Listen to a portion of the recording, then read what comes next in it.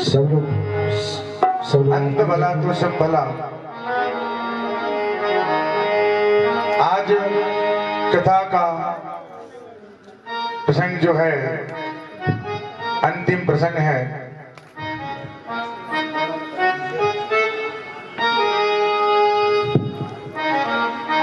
जाने कि कली क्या है, कलयुग क्या है, जिस युग में आप रहते हैं।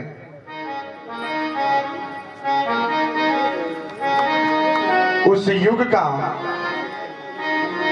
पहचान क्या है, कहां से आया, कैसे आया, कौन लाया, क्यों आया। एक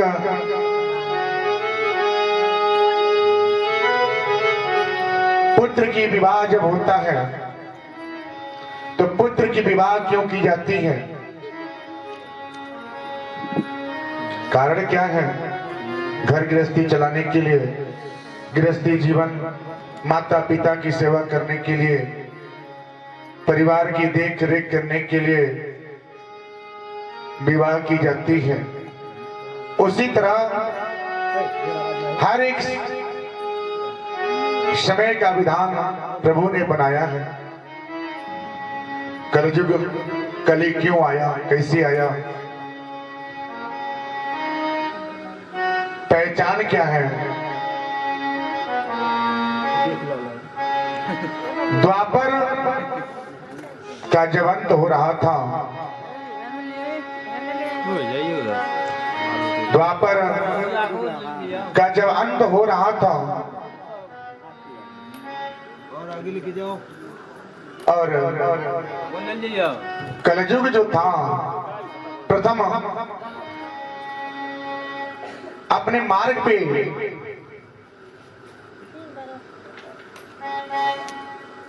आगे खड़ा था।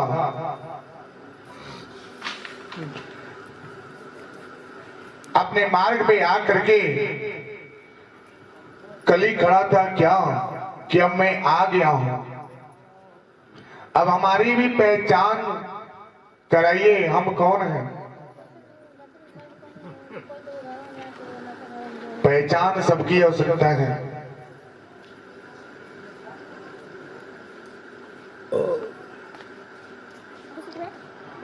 पहचान सबके लिए चाहिए, लेकिन कैसे। कर्म से, कर्म से पहचान होता है। आप भी कर्म करते हैं और कर्म से ही उसकी पहचान होती है।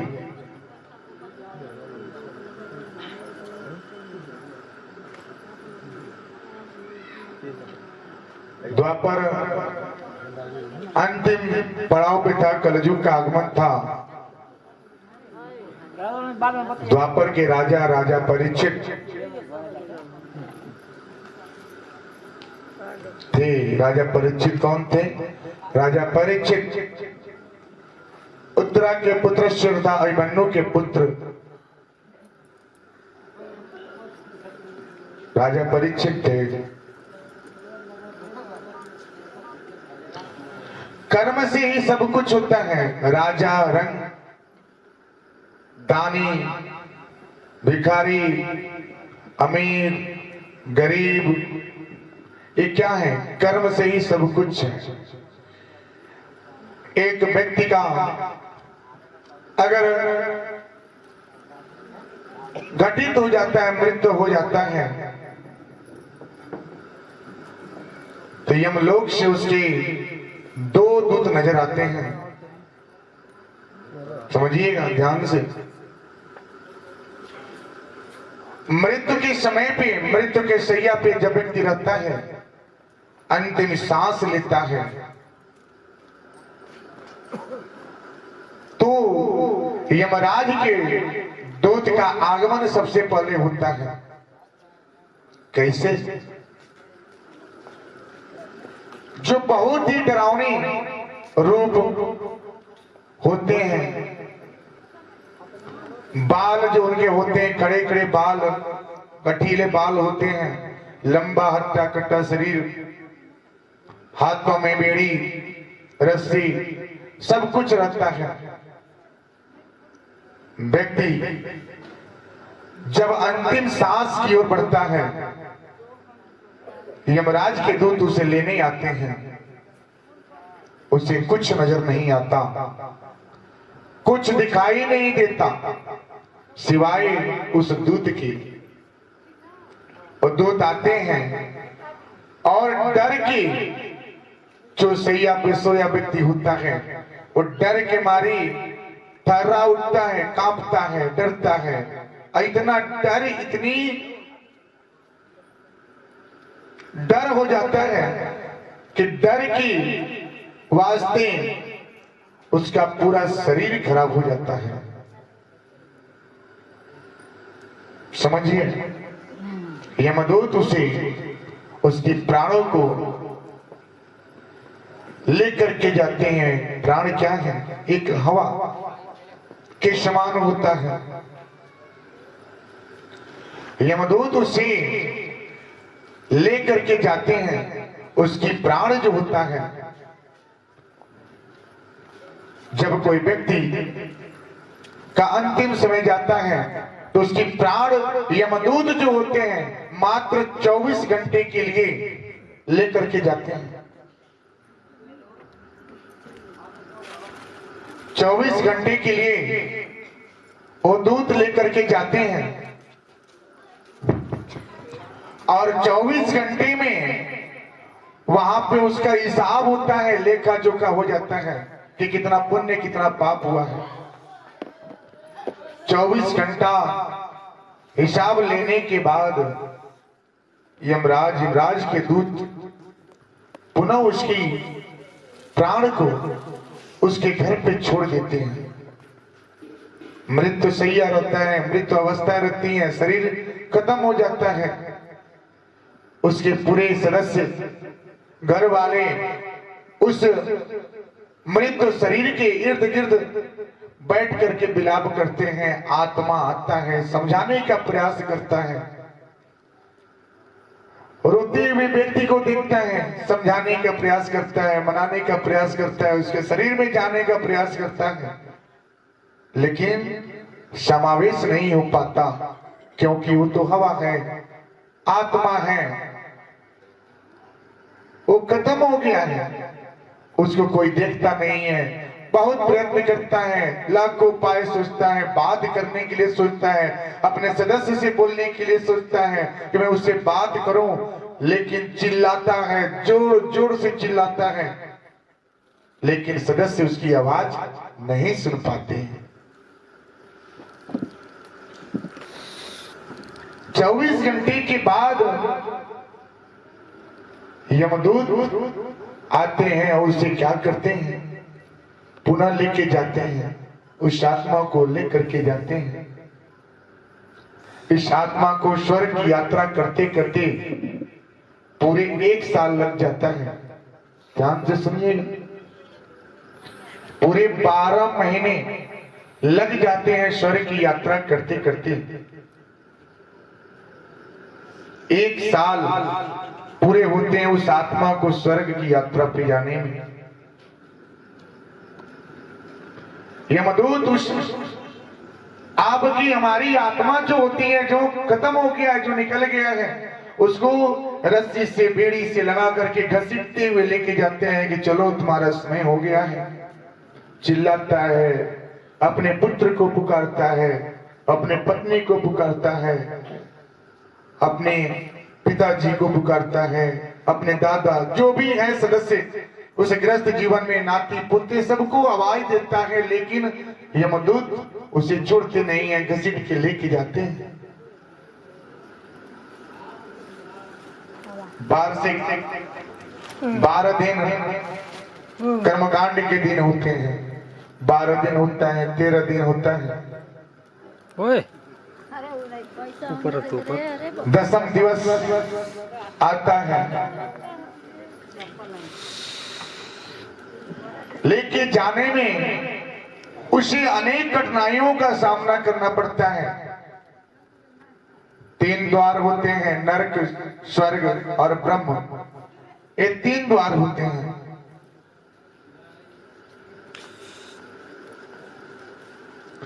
वहां तक जाने के बाद रास्ते में बहुत सी पीड़ा कष्ट आत्मा को झेलना पड़ता है। एक बूंद जल नहीं मिलता, तड़प उठता है। वही 12 दिन वो आत्मा बार बार यमदूत उसे क्या करते हैं, वो श्राद्ध कर्मी हैं, उनके पुत्र हैं, उनके घर पे वो आत्मा क्या है, आता है। 12 दिन वहां निवास करता है। जब पिंड 10वें दिन का जो पिंडदान होता है, प्रथम दिवस का पिंडदान, द्वितीय दिवस का पिंडदान, तृतीय दिवस का पिंडदान, जब 10 दिन पिंडदान आप देते हैं, जिसे 10 गात्र बोला जाता है। कर्मकांड होता है जो 12वें दिन बोला जाता है, 13वें दिन बोला जाता है। 13वें दिन का पिंडदान से उसका पूरा शरीर बन जाता है। एक पिंड 10 दिन के 10 पिंडदान होते हैं। 9 पिंड से आपके शरीर का निर्माण होता है। सिर, गला, मुंह, हाथ, पेट, पीठ, ये क्या है, जितने दिन आप पिंडदान 10 दिन के अंदर देंगे सबका निर्माण हो जाता है। पिंडदान देने से लाभ ये मिलता है कि उस आत्मा को कठिनाइयों का सामना नहीं करना पड़ता। स्वर्ग को जाने में ज्यादा कष्ट उसको नहीं झेलना पड़ता है। जिसके घर पे पिंडदान नहीं होता, उस घर की जो आत्माएं हैं, जो उनकी मृतक हैं, मृतक शरीर की आत्माएं हैं, वो बहुत ही कष्ट प्रदान करते हैं। जंगल में भटकते हैं, अनेकों राह पे भटकते हैं, कितनी पीड़ा प्रदान होता है। वही उसके घर के सदस्य जब कर्मकांड करते हैं, 12-13वें दिन का पिंडदान देते हैं, तो उसी पिंडे से क्या होता है, सोचिए। 2 पिंड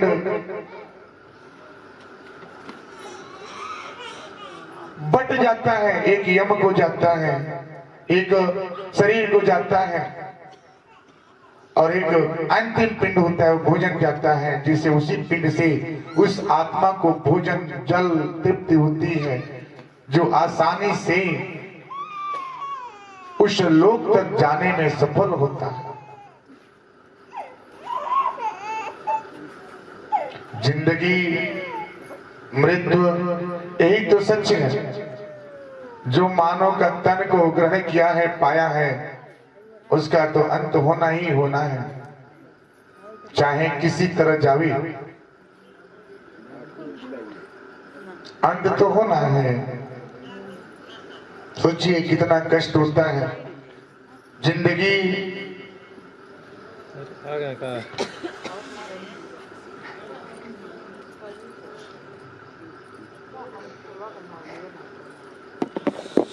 इतनी कठिन है।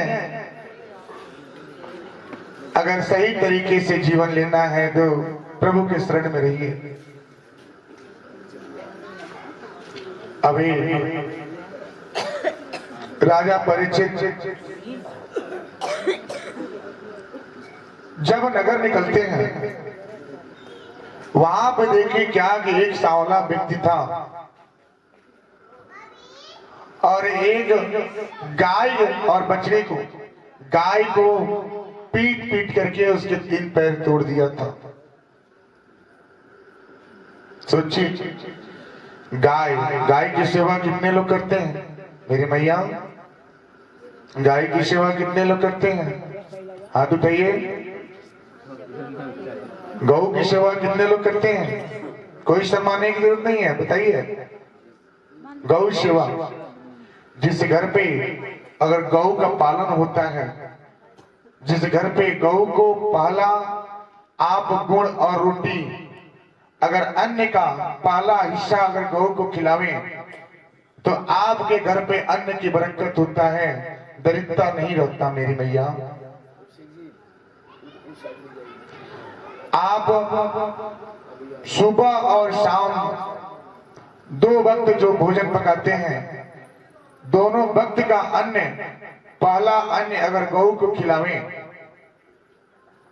तो कभी भी अन्न की कमी नहीं होगा, लक्ष्मी की कमी नहीं होगी, सुख समृद्धि हमेशा बना रहता है। किनके घर पे रोटी का सेवन गौ को दी जाती है बताइए? पहले रोटी जो बनता है गौ को सब लोग देते हैं, हाँ या ना? बताइए, जबरदस्ती मत बोलिए। अब गाय लक्ष्मी स्वरूप है, गाय को जिसने पूजा वो समझिए कि लक्ष्मी नारायण को पूज लिया, लक्ष्मी जी को पा लिया।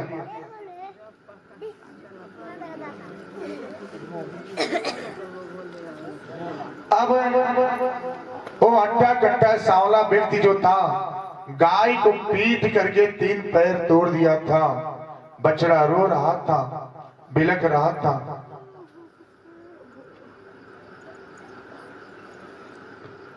माँ का दर्द पुत्री समझ सकता है, दूसरा कोई नहीं समझ सकता, क्योंकि 9 महीने घर में रहता है, वही जानता है कि माँ की पीड़ा। माता पिता कितने अरमान से पुत्र और पुत्री को जन्म देते हैं, बहुत अरमान लग जाता है। कितने अरमान से पुत्री और एक पुत्र का जन्म देते हैं, कितना मन्नत के बाद एक पुत्र की प्राप्ति होती है। उस पुत्र के, उस माता के संबंध जो है कितना प्रेम से सजता है। एक पिता एक माता सपनों के रिश्ते को सजाते हैं, पुत्र की कामना करते हैं। उनके 2 पुत्र हो गए, पाले पोसे बड़े किए, पिता ने गोद में लेके नगर भ्रमण कराए, माता ने अपने सीने से लगाए, आंचल से ढक करके सुलाए, रात नहीं देखे दिन नहीं देखे, उनको लालन पालन करने में समय व्यतीत कर दिए। जब वो बच्चा बड़े होते हैं, समझदार थोड़ा होते हैं, उनकी पढ़ाई लिखाई में जो खर्चे करते हैं माता पिता खर्च करते हैं, माता अपना गहने गिरवी करके उनकी पढ़ाई पूरी करती है, पिता मजदूरी करके लाता है, घर चलाता है। जब वो पुत्र की विवाह हो जाता है, उनकी पत्नी आती है, उनके भी पुत्र होते हैं, दोनों भाइयों की बंटवारा हो जाती है। एक ए दिशा और एक ए दिशा में रह जाता है। बारी आती है कि माता किसमें पिता किसमें, देखिए माता पिता के भी बंटवारा हो जाता है। माँ किसमें रहेगी, पिता किसमें रहेगा? जिन्होंने 9 महीने गर्भ से रखा, जिन्होंने उंगली पकड़ के चलाया, जिन्होंने गोद में खिलाया, नगर में नाम दिया, काम दिए, पहचान दिए, और माता पिता की बंटवारा हो गई। माँ सोचती है छोटे में जाऊं, पिता सोचता है बड़े में रहूं। दोनों जन का विचारधाराएं बदल जाता है। अब जाए तो जाए कहां? छोटा बोलता है कि आप मेरे में रहेंगे, बड़ा बोलता है मेरे में रहेंगे। अभी दोनों जन का, पति पत्नी का भी प्रेम बंट जाता है। माता पिता जो अरमान सजाए थे, जो प्रेम से रिश्ते बनाए थे, वो भी बंट जाता है। दुख भी बंट गया, सुख भी बंट गया, सब बंट गए। पिता चला गया इधर, माता चली गई इधर।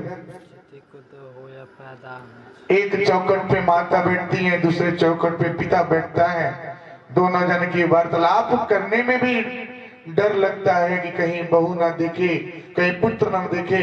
अगर देखे तो क्या होगा, डांटे पड़ जाएगी।